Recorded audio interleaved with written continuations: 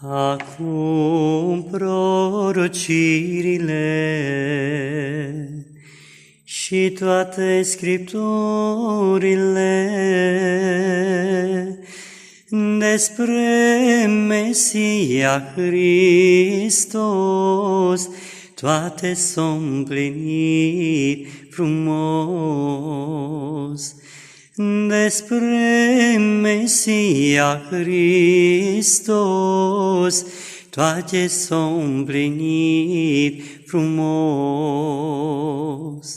Și cum scrie în Sfânta Carte, pentru om au fost create, pământul așa frumos și raiul cel luminos. Pământul așa frumos și raiul cel luminos. Dar din rai noi am ieșit și prea mult am rătăcit printre chinuri și dureri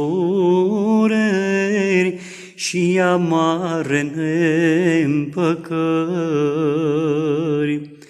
Printre chinuri și dureri și amare neîmpăcări. Dar cum scrie în Sfânta Carte,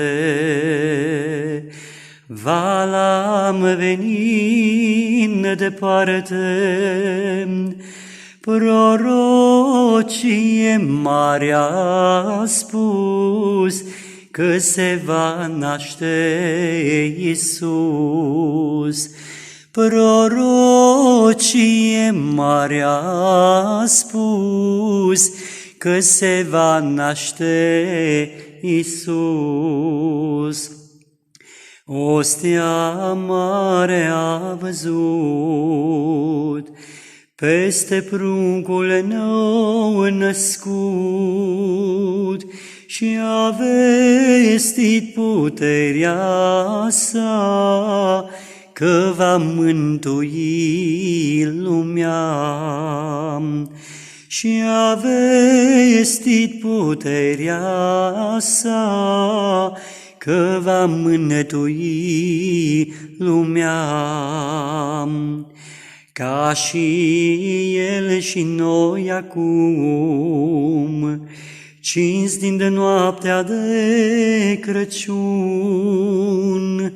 colind ne spunem oricui de nașterea Domnului. Colind îmi spunem oricui de nașterea Domnului.